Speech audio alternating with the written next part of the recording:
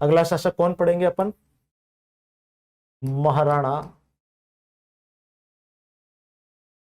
सांगा। 1509 से 1527। कुछ किताबें 27 बताती है, कुछ किताबें 28 बताती है। आगे बात समझ में? कुछ किताबें 27 लिखती है, कुछ किताबें 28 लिखती है। ठीक, कोई बात नहीं, अपने को तो ये 1527 ही याद रखना है। ठीक है, 28 याद रखना है, 1527 क्या 1528 याद करना है। अब सांगा की बात करें तो ये सांगा रायमल का तीसरा बेटा था। आई बात समझ में? रायमल का पुत्र था। भाइयों से लड़ाई के कारण इसकी एक आंख फूट जाती है। ठीक है, तो ये सारी चीजें अपन यहां पर लिख लेते हैं।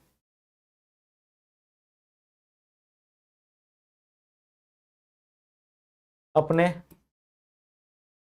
अब वो पूरी बात लिखने की जरूरत नहीं है कि साहब क्यों लड़ेर, कैसे लड़ेर, ये अपने को पूरी बात लिखने की आवश्यकता नहीं है। कहानी में पता चल गया आपको, लिंक आउट कर लोगे, है ना, उसको लिंक कर लोगे जब भी होगा कि साहब क्यों लड़ाई हुई, कि साहब राजा बनने के लिए लड़ाई हुई, एक चारण महिला ने भविष्यवाणी की, है कि नहीं। तो आपको ये याद रखना है, अपने भाइयों से झगड़ा होने पर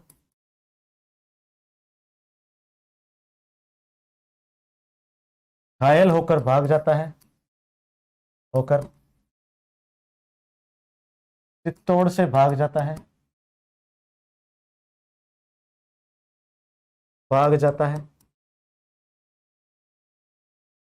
ठीक है। सेमवतरी कौन सा गांव है? सेमवतरी गांव। सेमवतरी गांव कहां पर पड़ता है? राजसमंद में। सेमवतरी गांव के रूप नारायण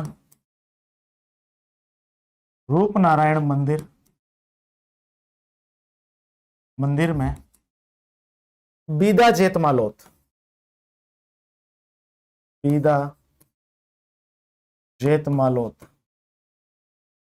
और ध्यान रखना, इस बीदा जेत मालोत के जो वंशज है ना, इनको मेवाड़ में फिर जागीर दी गई। जब इन्होंने अपना सर कटाया तो महाराणा सांगा जब शासक बना तो इसके जो बेटे थे उनको बाड़मेर से ला करके इसने अपने यहां पर राजसमंद में एक गांव पड़ता है केलवा की जागीर दी। और केलवा का जो वंश है आज भी राठौड़ वंश, वो इन्हीं का वंशज है, बिदा जेत मालोत के वंशज है। आज भी केलवा गांव में जो राठौड़ों का जो गढ़ किला है वहां राठौड़ रहते हैं, वो सारे किसके वंशज हैं? बिदा जेत मालोत के। बात याद रह जाएगी। सेमवतरी गांव में रूपनारायण मंदिर में बिदा जेत मालोत सांगा की रक्षा करते हुए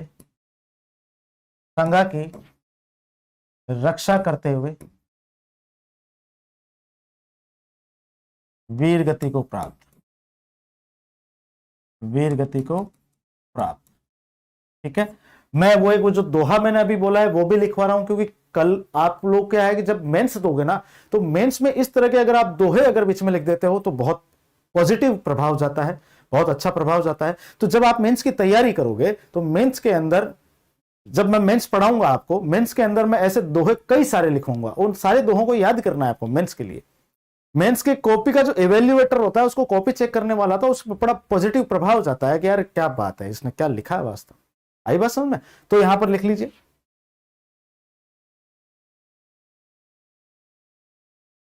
जैतमाल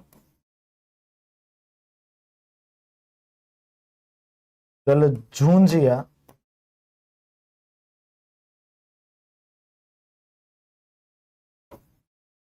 करवाला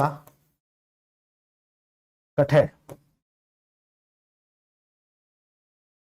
सांगो भोगे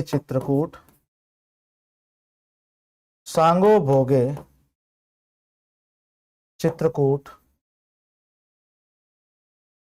सिर विदा सटे।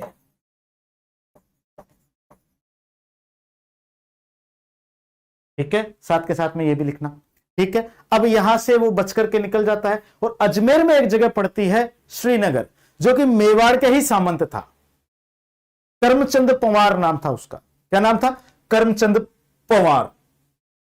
करमचंद पंवार के वहां जाकर के अपनी पहचान छुपा करके वहां पर शरण ले लेता है। वो बताता नहीं है कि साहब मैं सांगा हूं, मेवाड़ का राजकुमार हूं, वो नहीं बताता है। वो जाता है कि साहब कोई भी काम हो तो नौकरी चाहिए, मेरे को नौकरी दे दो। करमचंद पंवार रख लेता है उसको, ठीक है साहब। पुराने जो राजे महाराजे और सामंत थे, कोई भी काम के लिए आता था तो उसको मना नहीं करते थे। आजकल होता ना हमारे यहाँ पर, हम कहीं काम मांगने जाते हैं, वो मना करते थे कि नहीं, काम ही नहीं है तुम्हारे लिए। पुराने राजे महाराजाओं और सामंतों की ये बहुत बढ़िया खासियत थी कि यदि कोई व्यक्ति आता है, उसको काम की जरूरत है, तो उसको काम के लिए मना नहीं करते, कुछ भी काम दे देंगे। कुछ भी, तू सफाई कर ले, तेरे में और कोई एबिलिटी नहीं है तो तू कुछ नहीं करेगा, पानी ही भर लेगा घर में, लेकिन तू यार रह, खाना पीना तेरा यहीं पे, कपड़े पानी सब यहीं पे, और पैसा भी ले ले। आई बात समझ में? लेकिन हमारे यहां पर इतिहास में बताया जाता है कि बड़े वैसे रहे हैं, इन्होंने बड़े अत्याचार किए हैं, अमरीश पुरी जैसे रहे हैं कि ठाकुर अमरीश पुरी जैसे गांव वालों को बांध करके घोड़े के पीछे, जीप के पीछे घसीट रहा है। ऐसा कहीं नहीं होता था, है ना। ये सब एक चीज बनाई गई है ना, राजे महाराजाओं को, सामंतों को बदनाम करने के लिए या उनको डिफेमेशन करने के लिए। और मैं आपको बताऊंगा कि ऐसा क्यों किया गया, वो सारी चीजें मैं बताऊंगा, धीरे धीरे आपको पता चलेगा, ठीक है। तो यहां पर अगर अपन बात करें तो ये कहां पर जाकर शरण लेता है? श्रीनगर के सांगा। श्रीनगर कहां पड़ता है? अजमेर। सांगा श्रीनगर के करमचंद पंवार के यहां शरण लेता है। यहां क्या लेता है?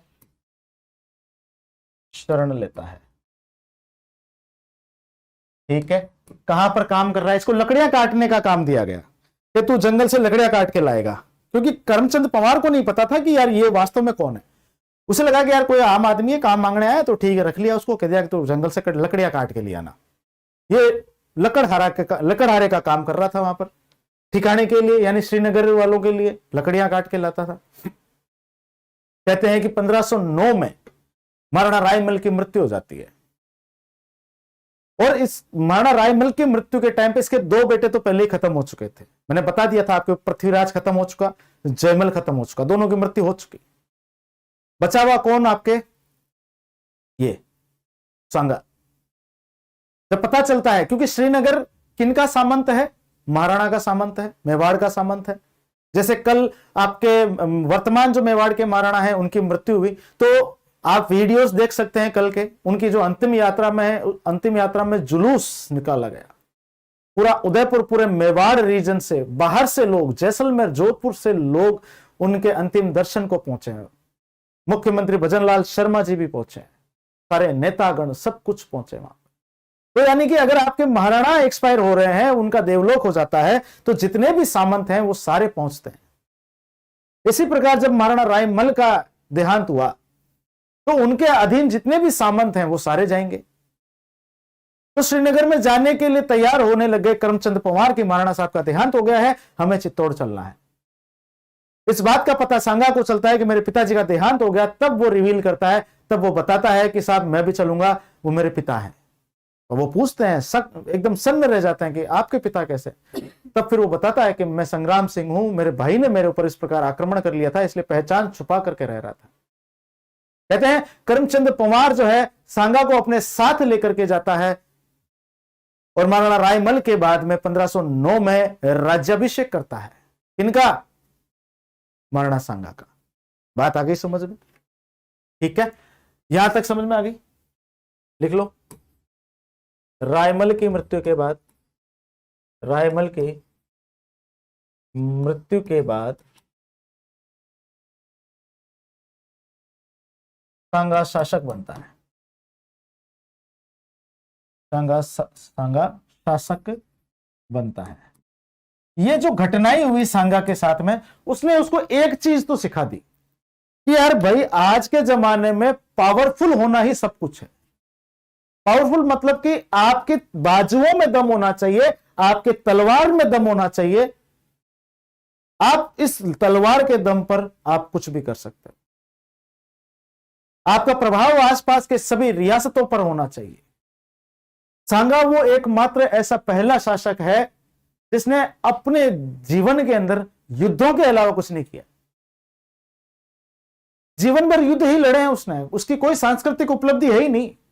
कहते हैं ना कि राजा क्या करते हैं, मंदिर बनवा देते हैं, ठीक है, एक आधे मंदिर बनवा दिए उसने, चित्तौड़ के अंदर देवनारायण जी का मंदिर बनवा दिया उसने सांगा ने, ठीक है, वो आदेश देते थे कि भाई बना लो, लेकिन कोई खास सांस्कृतिक उपलब्धि इसकी है नहीं, इसके सिर्फ और सिर्फ युद्ध है।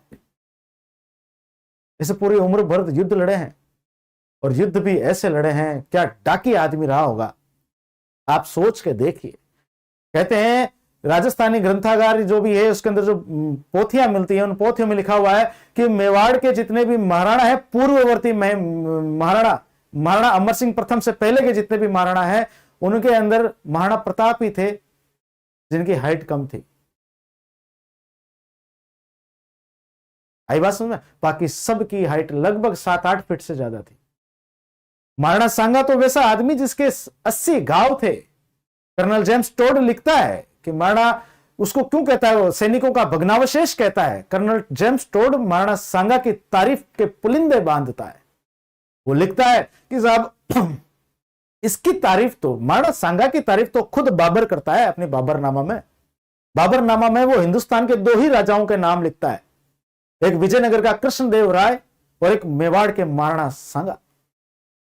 भले ही दुश्मन था बाबर का महाराणा सांगा, लेकिन बाबर ने इज्जत करने में या उनकी, और कहते हैं कि उनके मरने के बाद भी मेवाड़ पर कब्जा नहीं किया बाबर ने। बाबर बड़ा सम्मान करता था, यार वास्तव में कोई दुश्मन होना चाहिए तो ऐसा होना चाहिए, साला छाती ठोक के आ जाए बाहर, डरता नहीं था।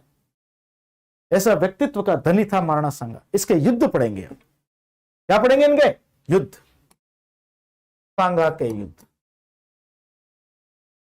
सांगा के युद्ध, ठीक है। सांगा के युद्धों में अगर अपन बात करें तो सांगा जब शासक बना था, तो सांगा शासक बना था तब दिल्ली का शासक हुआ करता था सिकंदर लोदी 1509 में, है ना। 1511-12 के अंदर वहां का शासक बन गया था कौन, क्या नाम उसका, इब्राहिम लोदी। अब यहां पर शासक कौन बन गया? इब्राहिम लोदी, दिल्ली में, ठीक है। हुआ क्या, सांगा जब शासक बना तो मेवाड़ में एक परंपरा चलती है टीका दौड़ की।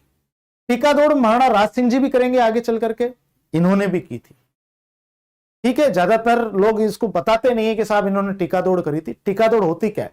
टीका दौड़ मतलब जब राज तिलक होता है किसी राजा का, तो उस राज तिलक के अवसर पर 1-2 साल के अंदर, राज तिलक होने के 1-2 साल के अंदर वो क्या करता है कि अपने आसपास की जो रियासतें हैं उनका कुछ हिस्सा जीत लेता है, उन पर आक्रमण करके उनका कुछ हिस्से पर कब्जा कर लेता है। ये टीका दौड़ है, ये विजय का प्रतीक है, ये शौर्य का प्रतीक है। तो सांगा क्या करता है, टीका दौड़ का आयोजन करता है।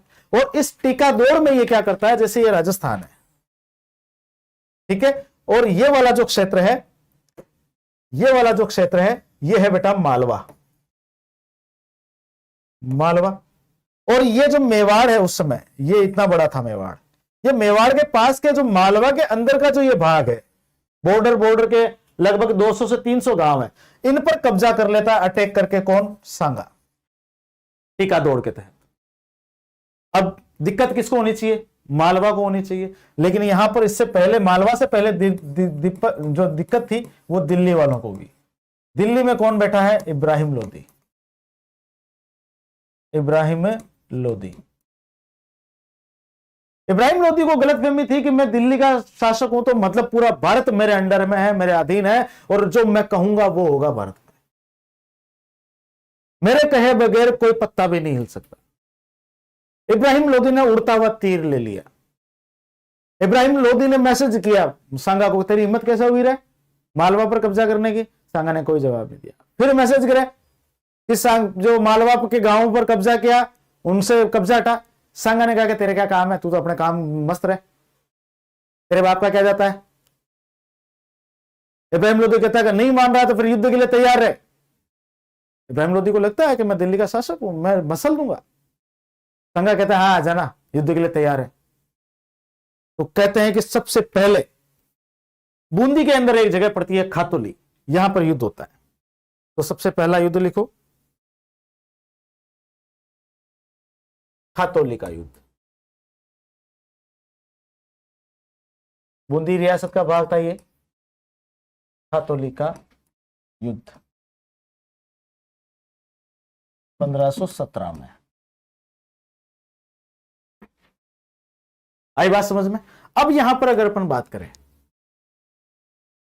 सांगा किस किस के बीच में, सांगा वर्सेस इब्राहिम लोदी, और इब्राहिम लोदी का मुख्य सेनापति था, सेनापति मियां माखन, मियां माखन। ठीक है, अब ये कहानी सुनना भाई ढंग से। खातोली है बूंदी में, यहां पर इब्राहिम लोदी की सेना आकर के खड़ी हो जाती है। वो चैलेंज कर देता है किसको, सांगा को चैलेंज कर देता है कि हिम्मत हो तो आजा मैदान में। सांगा कहता है कि तेरी तो 12 ही बजे है। सांगा सांगा है भाई साहब, युद्ध कोई सांगा से सीखे। सांगा बिल्कुल भी दया नहीं करता था, गाजर मूली की तरह काटता था सांगा। और ये बात इनको पता नहीं था, दिल्ली की सल्तनत वालों को नहीं पता था। ये खातोली चले तो गए, इब्राहिम लोदी ने भेजा किसको, मियां माखन को भेजा। और इधर से जब सांगा आया और युद्ध शुरू हुआ, मियां माखन और इब्राहिम लोदी ने देखा कि ये तो गाजर मूली की तरह काट रहा है। इतना डाकी आदमी, एक हाथ नहीं, एक पैर नहीं, एक आंख नहीं, इतने घाव लगे हुए, एक राक्षस की तरह लगने वाला व्यक्ति, लंबा चौड़ा बलिष्ठ। कहते हैं कि साहब इब्राहिम लोदी की आधी सेना उसे डर के भाग गई, देखते ही भाग गई। अरे बारे मारेगा ऐसा आदमी? क्या भाई साहब ये इतना खतरनाक आदमी, ये तो पकड़ पकड़ के फाड़ रहा है लोगों को। थोड़ी ही देर में इनके पैर उखड़ जाते हैं इब्राहिम लोदी और मियां माखन के। इब्राहिम लोदी की तरफ देखता है, मियां माखन तो दिखता ही नहीं है कि कहां गए सुल्तान, कहां गए सुल्तान, वो भाग रहे। सुल्तान के हाथ में चप्पलें हैं और सीधी गर्दन करके रुकना कहीं नहीं है, रॉकेट बना हुआ है।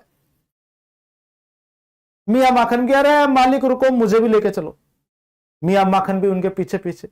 जब देखते हैं कि मियां माखन भी भाग रहा है, हमारा सुल्तान भी भाग रहा है, सारी सेनाएं छू और दिल्ली जाकर के सांस ली उन्होंने। वहां जाकर के यहां पर छाती पर हाथ रखा, रे बारे आज तो बच गए। मर गए जीवन के अंदर, इस सांगा के सामने तो कभी नहीं जाएंगे, सौगन खा लेते हैं। कुछ भी हो जाए किसी से भी लड़ लेंगे, तुम कहो तो हम भूत से लड़ लें, जिन्न से लड़ लें। और राजस्थान के मेवाड़ में जो भूत बैठा हुआ है उस भूत से नहीं लड़ेंगे भाई। आई बात समझ में? सर सांगा के एक हाथ एक पैर एक क्यों नहीं थे? अरे वो युद्ध के अंदर कट गए, है ना। युद्ध के अंदर कोई तीर लग गया, आंख तो पहले फूट ही गई थी, फिर युद्ध के अंदर एक हाथ कट गया, फिर एक पैर कट गया, है ना। तो यहां पर जीत किसकी होती है? किसकी होती है? सांगा की। अब यहां पर समझिए इस बात को, यह है आपका राजस्थान। यहां पर बूंदी के अंदर यह युद्ध हो रहा है, मेवाड़ है इतना, यह सेना यहां से भागती है, दिल्ली जा रही है, भागती हुई सेना का सांगा पीछा करता है और जहां जहां जाता है उस पर कब्जा कर लेता है। ये यानी कि आज का जो मेवात क्षेत्र है, अलवर भरतपुर वाला, धौलपुर वाला, उस पूरे पर कब्जा कर लेता है और अपनी एक रिजर्व सेना ले जाकर के बिठा देता है अलवर में। ठीक, इब्राहिम लोदी को भाई साहब, अब वही वाली बात, इब्राहिम लोदी को कोई सीरियस नहीं ले, बड़ा दिल्ली का शासक बनता है। मार मार के भगाया है मेवाड़ वालों ने तुमको, चप्पलें हाथ में लेके भागे हो, पेंटे फट गई तुम्हारी, गोडे फूट गए तुम्हारे। खातोली वर्तमान में कोटा में, ध्यान रखना, खातोली वर्तमान में कोटा में, ठीक है। लेकिन हमें याद रखना है कि इसमें कौन सी रियासत का भाग था, वो बूंदी रियासत का भाग था। चलिए, है ना, वर्तमान में ये बूंदी रियासत लिखी है मैंने, जिला नहीं लिखा है। आजादी से पहले ये कौन सी रियासत का भाग हुआ करता था? खातोली इस युद्ध के समय वो बूंदी रियासत का भाग था। चलो लिख ही लो, कोटा जिला, कोटा जिला, ठीक है। वर्तमान में कहा है? कोटा जिला में, ठीक है। तो यहां से ये जाता है, तो ये पूरा जो मेवात वाला क्षेत्र है इसको मेवाड़ में मिला लेता है महाराणा सांगा। अब यहां पर ये सेना ला करके रख देता है, यहां पर है बिल्कुल छाती पे दिल्ली। अब इसको रात को नींद नहीं आए इब्राहिम लोदी को, इब्राहिम लोदी को क्या है, इब्राहिम लोदी की पूरी सेना पूरी बेचारी रात को सपने में जैसे सांगा आता है डर के बैठ जाते हैं, पसीना पसीना हो जाते हैं। जैसे कई बार अपने होता है ना कि अपन किसी कोई बुरा सपना देख लेते हैं तो बुरा सपना एकदम से घबरा करके उठ जाते हैं, पसीना पसीना हो जाते हैं। वैसे ही बुरा सपने के रूप में एक तरह से इन मुस्लिम सैनिकों के लिए बुरा सपना था सांगा। सपने में जैसे सांगा को देख लिया, अरे भारे उठ करके बैठ जाते हैं, या अल्लाह मदद कर।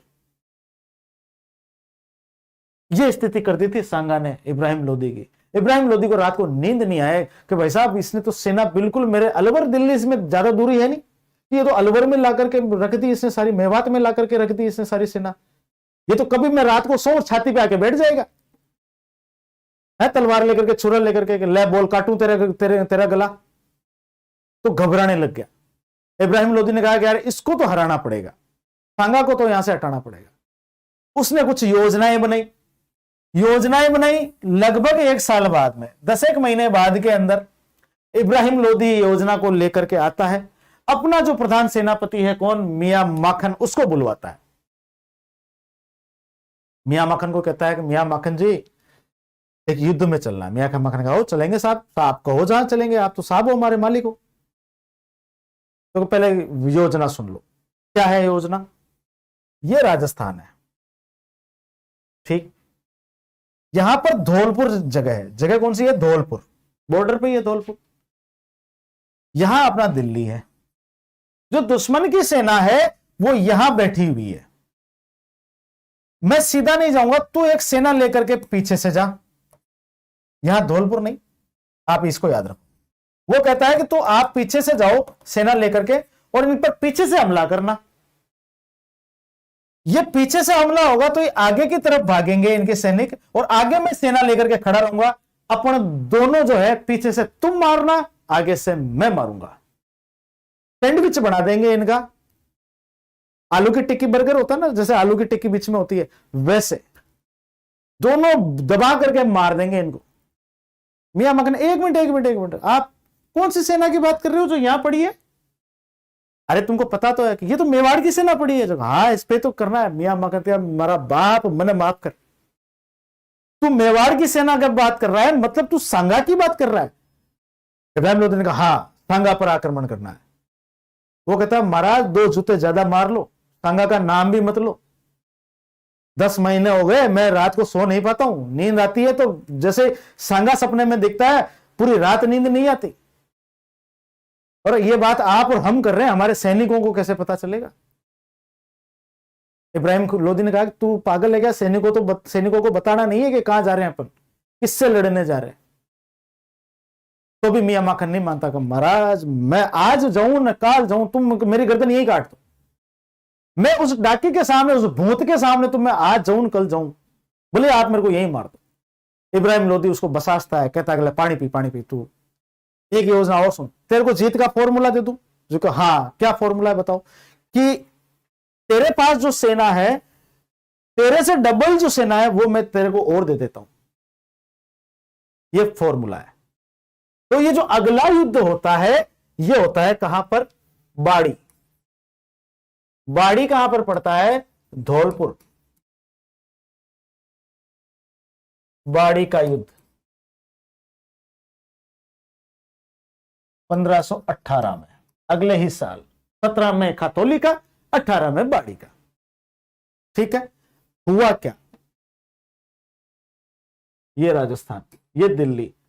फॉर्मूला क्या देता हूं कि मैं तुझे एक सेनापति और दे रहा हूं, उसकी पूरी सेना के साथ। उस सेनापति का नाम था मियां हुसैन फरमुली। फॉर्मूला दे रहा हूं, मियां हुसैन फरमुली, ये फॉर्मूला है। इसको भी साथ लेके जा। खातौली वाले युद्ध में फरमुली नहीं था, वो नहीं जानता सांगा को। मियां माखन अब कब तक मना करेगा? मालिक कह रहा है साले के जूत रखूंगा मैं, जाना पड़ेगा 10 बार। तो मियां माखन बेमन से मान जाता है कि ठीक है यार, जाना तो पड़ेगा। अब यहां मारो चाहे वहां मारो, वो डाकी मारेगा, भूत मारेगा, जाना तो पड़ेगा। मियां माखन बड़ी मुश्किल से राजी होता है जाने के लिए, लेकिन अपनी सेना को नहीं बताता कि अपन कहां जा रहे हैं। वो यहां से निकलता है, दिल्ली से निकलता है, और कुंभा की सेना कहां रखी हुई है, मेवात में रखी हुई है। सांगा की सेना कहां रखी हुई है? मेवात में। सांगा खुद कहां पर है? मेवात में। मियां माखन जो है, जब निकलने से पहले मियां हुसैन फरमुली को कहता है, मियां हुसैन फरमुली आता है मियां माखन के पास में, कहता है तू इतना डर क्यों रहा है यार, मैं हूं तेरे साथ में। मियां माखन कहता है कि सांगा का नाम सुना है? अरे क्या ऐसे सांगे वांगे खूब आते हैं, मैंने कईयों को लपेट लिया, तूने सांगा को देखा नहीं आज तक? तो नहीं। ठीक है बेटा, तभी तू इतनी बातें कर रहा है, लेकिन तू डर क्यों रहा है यार, मैं हूं तेरे साथ में, तू चिंता मत कर, चल अपन कल चलेंगे, निकलेंगे, सांगा की गर्दन काट के मैं लाऊंगा, मियां हुसैन फरमुली लाएगा और सुल्तान के सामने पेश करूंगा मैं सांगा की गर्दन काट के। मियां माखन के वाह, शाबाश बेटे शाबाश, यही जोश बरकरार चाहिए मुझे, युद्ध के बीच में तू वापस घूम करके आया ना तो मैं तेरी गर्दन काट दूंगा, ध्यान रखना। मियां हुसैन फरमुली ने कहा ठीक है, चल तू डर मत, तेरा भाई तेरे साथ। मियां माखन जाता है बेमन से, आधे रास्ते में जाकर के मियां माखन को बड़ा यूं डर लगता है कि नहीं यार फिर भी गलत हो ही जाएगा, मैं उस आदमी के सामने नहीं जाना चाहता। मियां माखन क्या करता है, मियां माखन रास्ते में चुपके से एक पत्र लिख देता। क्या लिखता है? एक पत्र लिखता है, पत्र लिखकर किसके पास भेज देता है? सांगा के पास में। और पत्र में लिखता है कि माई बाप पाई लगी, पहले तो सादर चरण स्पर्श, मैं 1 साल पहले आपसे मिला था, आपने बहुत कूटा था मेरे को, हाथ पैर तोड़ दिए थे मेरे, मैं मियां माखन। आगे समाचार ये है कि साहब मेरे को जबरदस्ती हमारा जो सुल्तान है आपसे लड़ने के लिए भेज रहा है, लेकिन मेरा मालिक ऐसा कोई इंटेंशन नहीं है, मैं आपके सामने आना ही नहीं चाहता, लेकिन ये मुझे जबरदस्ती धक्के मार के लात मार के भेज रहा है और मैं आ रहा हूं आपके सामने। तो मालिक बात ऐसी है कि अगर मैं आपके सामने आ जाऊं तो प्लीज मुझे छोड़ देना, बाकी सबको लपेट लो बोले, मैं आपसे लड़ना ही नहीं चाहता, मैं आपके सामने आना ही नहीं चाहता प्रभु, मैंने आपको अपना माई बाप मान लिया। सांगा पत्र पढ़ता है, वो अपनी सारी योजनाएं बता देता है कि हमारी योजना यह है कि हम आकर के पीछे से आक्रमण करेंगे, आगे इब्राहिम लोदी आपको वहां पर तैयार रहेगा। आई बात समझ में? सांगा पढ़ लेता है, सांगा उसका कोई जवाब नहीं देता। ठीक है, सांगा को रूट पता चल जाता है कि किधर से आ रहे हैं, ये इधर से आएंगे और धौलपुर के अंदर से घुसेंगे, धौलपुर से घुसेंगे। तो सांगा अपनी सेना ले जाकर के, धौलपुर में ये जगह पड़ती है बाड़ी, पहले ही वहां ले जाकर के खड़ी कर देता है। आराम से चल रहे हैं मियां हुसैन फरमुली, और माखन जो है वो तिल मिला रहा है अंदर से, उसका मन नहीं लग रहा है कि बारे वो खत पहुंचा भी है कि नहीं पहुंचा, वो जो मैंने लेटर लिखा वो सांगा ने पढ़ा भी कि नहीं पढ़ा, अगर नहीं पढ़ा होगा तो वो तो मारेगा कूटेगा मेरे को, और पढ़ लिया होगा तो क्या पता मुझे माफ कर दे। और जब वो बाड़ी के अंदर घुसते हैं तो पहाड़ आता है बीच में, तो पहाड़ से थोड़ा सा साइड में जाकर के देखते हैं तो मियां माखन वहीं रुक जाता है। अरे रुको रुको रुको रुको, वो देखता है कि सामने तो इतनी बड़ी सेना, कैंप लगा हुआ है, सामने सेना है, कि जाओ गुप्तचरों पता करके आओ किसकी सेना की, ये तो सांगा की सेना है। मियां हुसैन फरमुली का दिमाग खराब हो जाता है कि यार ये यहां कैसे, वो तो अलवर में थी, मेवात में थी, यहां पर कैसे।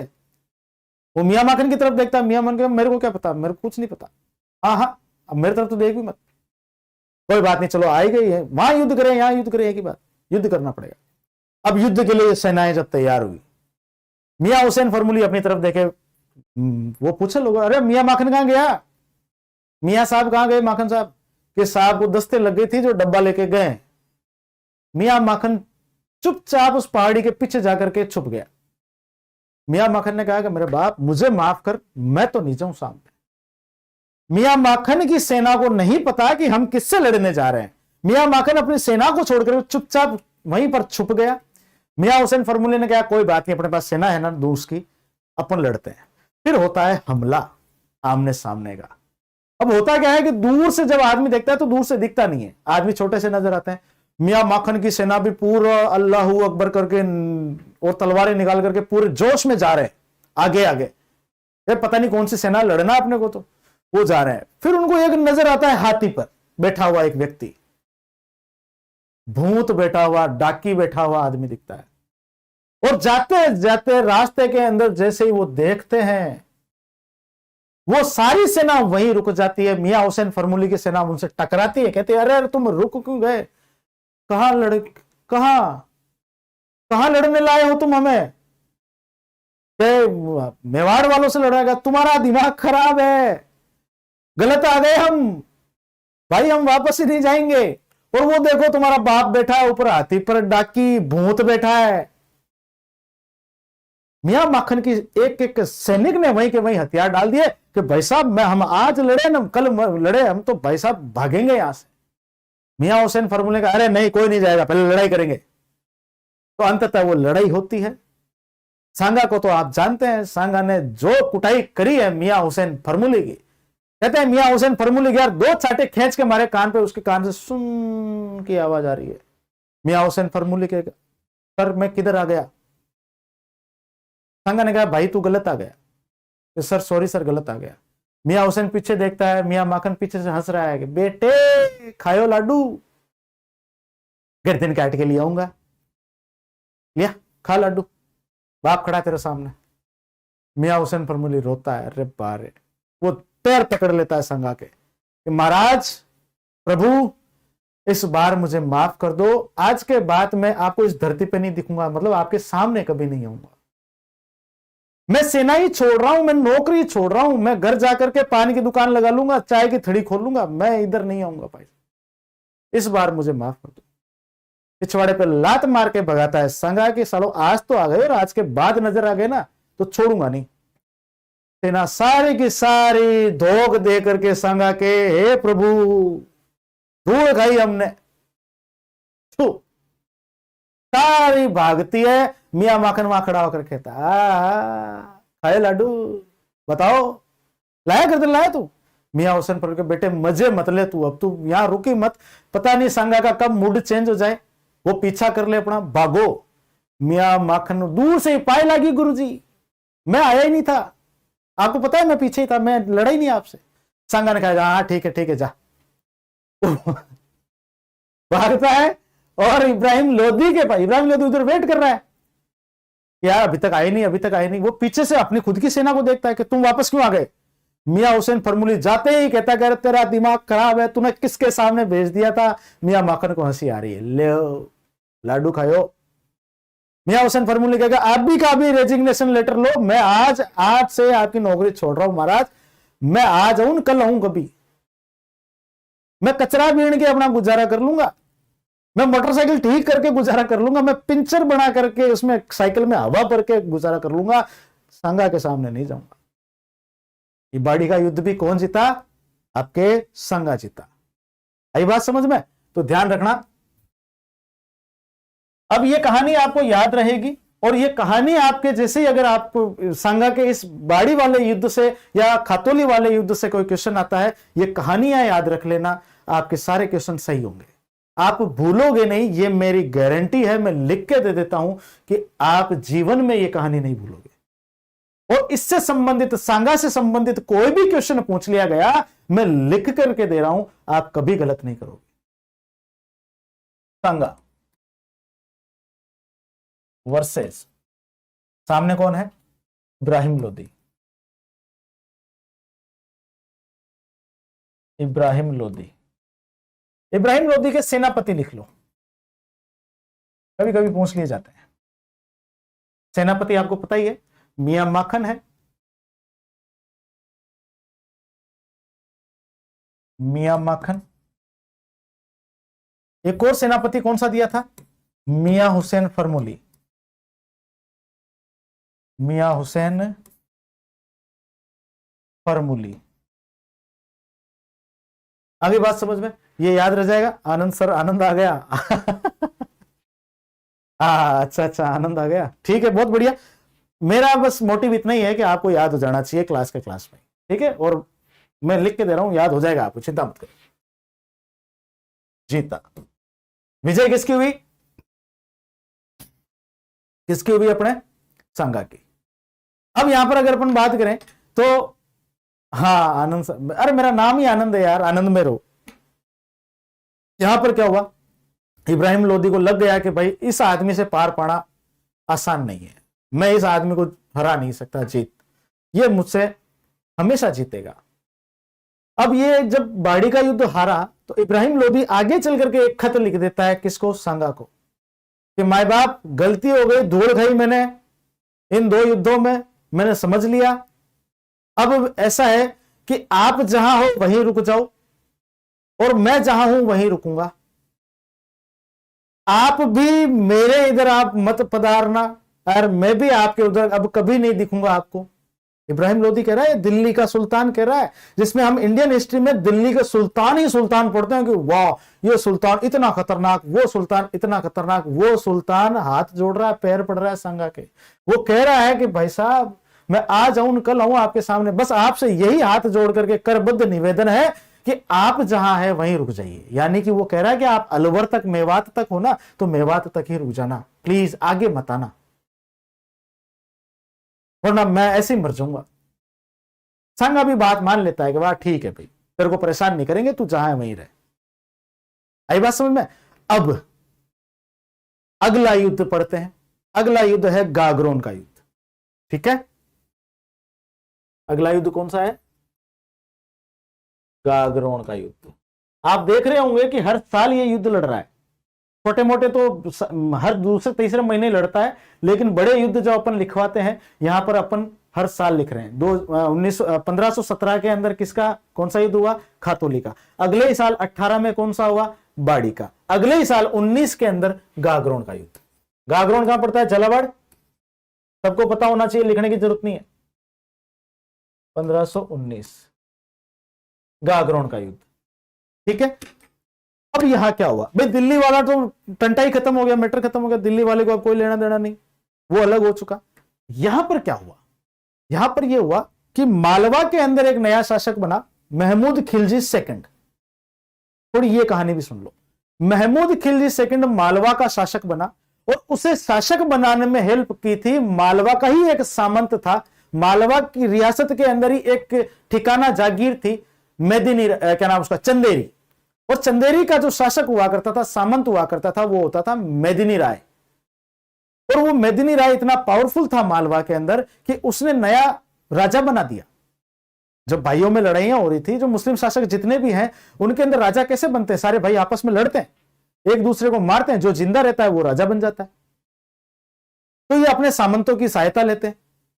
तो महमूद खिलजी सेकंड जो है उसने सहायता ली, मांगी किससे? मेदिनी राय। और मेदिनी राय उस समय मालवा का सबसे पावरफुल व्यक्ति था। और मेदिनी राय जहां पर खड़ा हो गया, बाकी सारे साइड में हट गए। मालवा की बात बता रहा हूं, ये चीजें मालवा में हो रही है।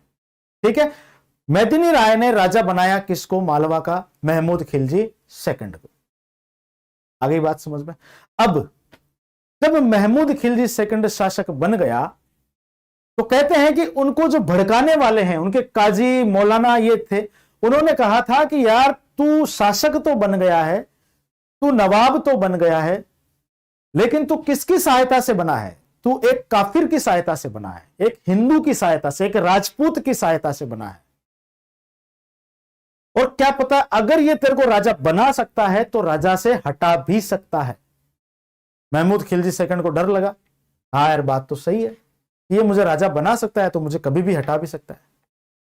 तो राजा बनते ही सबसे पहली योजना महमूद खिलजी यही बनाता है कि मेदिनी राय को खत्म करो। आप सोच सकते हैं, जिस व्यक्ति ने इसे राजा बनाया है, राजा बनते ही वो इसे मारने की सोच रहा है। और इसी क्रम के अंदर महमूद खिलजी सेकंड जो है वो चंदेरी पर आक्रमण कर देता है। और चंदेरी पर आक्रमण कर देता है, और चंदेरी के अंदर मेदिनी राय के पूरे परिवार को खत्म कर देता है। उनकी रानियां, उनके बच्चे, सबको काट देता है। और उस समय मेदिनी राय, लेकिन मेदिनी राय चंदेरी में नहीं था। मेदिनी राय चंदेरी के ही रियासत के अंदर एक किला पड़ता था गागरोन, जो उसके अंडर में था, वो गागरोन आया हुआ था। और सबसे बड़े मजे की बात यह है कि मेदिनी राय मित्र था मेवाड़ के महाराणा सांगा का। अब जब उसको चंदेरी में महमूद खिलजी सेकंड को मेदिनी राय नहीं मिला, तो वो पूछता है कि पता करो कहां पर है वो, कि साहब वो गागरोन में है, चलो गागरोन पर आक्रमण करेंगे। अब चंदेरी से निकल जाता है कौन? मालवा का महमूद खिलजी सेकंड। किस पर आक्रमण करने के लिए? मेदिनी राय पर आक्रमण करने के लिए गागरोन पर आ जाता है। इधर जब मेदिनी राय को पता चलता है कि यार अब वो बड़ी सेना लेकर के आ रहा है, तो वो अपने दोस्त को पत्र लिखता है, मित्र को पत्र। मित्र कौन है उसका? महाराणा सांगा। उनको वो पत्र लिखता है, कहता है कि साहब ऐसी ऐसी बात हो गई है, ऐसे मेरे पूरे परिवार को मार दिया है और अब मुझ पे अटैक करने आ रहा है। तो देखो आप दोस्ती की परिभाषा क्या होती है। सांगा को पता था कि बहुत बड़ी सेना है उसकी, मालवा की। सांगा कहता है तू चिंता मत कर, तेरा भाई अभी जिंदा है। सांगा अपनी सेना लेकर के पहुंचता है गागरोन में, किसकी सहायता करने के लिए? मेदिनी राय की सहायता करने के लिए। महमूद खिलजी सेकंड नया नया शासक बना है, वो अभी सांगा को जानता नहीं है, उसे नहीं पता कि सांगा कैसा आदमी है। लोगों ने कहा कि साहब, जो पुराने लोग थे जिन्होंने वो चीज सुनी हुई है, देखी हुई है कि साहब यहां पर उसने बाड़ी में और खातौली में दिल्ली के सुल्तान की क्या हालत करी थी, तो वो समझाते हैं उसे। महमूद खिलजी को रोकते हैं कि अरे भाई सांगा आ चुका, अपन बाद में लड़ेंगे मेदिनी राय से। वो पूछते सांगा कौन है, और ये सांगा सांगा का क्या रट लगा रखी है, क्या सांगा, मेरे पास बहुत बड़ी सेना है, लपेट लेंगे सांगा को। वो कहता है साहब दिल्ली के सुल्तान ने भी ऐसा ही कहा था, देने आए थे लेने पड़ गए, तो अपन भी वो गलती ना करें।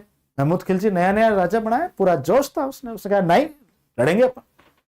सांगा होगा कोई नहीं लड़ते अपने, चलो तुम तो, चलो भाई धूल खाई, जाते गागरोन में आते हैं। 1519 में ये युद्ध होता है, किस किस के बीच में? सांगा और महमूद खिलजी सेकंड। वही कहानी सांगा की, तो युद्ध लड़ता है तो ऐसा ही लड़ता है कि साहब वो किसी को बख्शता नहीं है, फिर वो फाड़ता है आदमी, टांग पे टांग रख के चीरता है वो। इन चलते हुए युद्धों के अंदर उसके इतने सारे घाव लग चुके थे कि उसकी शक्ल बिगड़ गई थी। अपन पुरानी जो फिल्में देखते हैं, पुराना मंदिर, पुरानी हवेली है, ऐसे जो पुरानी फिल्में देखते हैं, भूत की फिल्में देखते हैं, उसमें भूत कैसा बताया जाता है कि उसके जगह जगह पर कट लगे हुए हैं, आंख फूटी हुई है, इतनी डरावनी शक्ल। सेम वो की वही शक्ल मान लीजिए आप वीराना मूवी देखना, पुरानी एक बहुत जबरदस्त मूवी है वीराना, हमारे समय की भूत की। उसके अंदर जो भूत बताया है ना, वो समझ लो सांगा है। डर जाते हैं बच्चे, कच्चे दिल के को तो हार्ट अटैक आ जाता है, वो भूत सांगा है। और ऑब्वियस सी बात है, उसके इतनी चोटें लगी हुई है, इतने कट लगे हुए हैं शरीर पर कि उसका शरीर ऐसा हो ही गया, डरावना दिखता ही था सांगा। ये बड़ी बड़ी मूछें, एक आंख नहीं। तो मालवा की सेना अब जाती है, और मालवा की सेना जब लड़ते हुए देखती है सांगा को, मालवा की सेना हाथ जोड़ लेती है। वो का वही सीन होता है, माय बाप प्रभु धूल खाई। महमूद खिलजी जाता है, महमूद खिलजी को उठा उठा के फेंकता है। कौन? सांगा। मेरे दोस्त पे आएगा तो है, मेरे मित्र पे हाथ डालेगा। और जो कुटाई करता है, महमूद खिलजी पैर पकड़ लेता है, महाराज, माय बाप, मालिक, एक बार माफ कर दो बस। सांगा ने कहा कि नहीं, तेरे को तो माफ नहीं करूंगा, क्योंकि तूने इसके बीवी बच्चों तक को मार दिया है, 6 महीने तक कैद में रखता है महमूद खिलजी सेकंड को। महमूद खिलजी प्रथम को कुंभा रखता है। कुंभा ने तो फिर भी थोड़ा बहुत उसके लिए व्यवस्थाएं कर रखी थी जेल में, कि यार ये राजा है तो इसको राजा की तरह रखना चाहिए। सांगा ने तो काल कोठरी में डाला है, बेड़ियों में बंद करके डाला है, बाल नहीं कटवाने दिए, नाखून नहीं कटवाने दिए, नहाने नहीं दिया उस आदमी को 6 महीने तक। और इतना धूड़ा होकर के निकला है वो वहां से 6 महीने में। उसको दया आ जाती है सांगा को कि छोड़ो रे यार, इसको जाने दो। तो 6 महीने तक बंदी बना के रखता है, अपनी गाड़ी के पीछे बांध के ले जाता है। होता है ना वो कश्मीर के अंदर, वो गाड़ी के बोनेट पे आकर के बांध के है, वो पत्थरबाजों से निकलता है, उसी प्रकार गाड़ी के बोनेट पर बांध के लेके जाता है सांगा, और गागरोन के किले में कैद कर लेता है। आई बात समझ में? सांगा वर्सेस महमूद खिलजी सेकंड। ठीक है, युद्ध का कारण मेदिनी राय। यह युद्ध सांगा के मित्र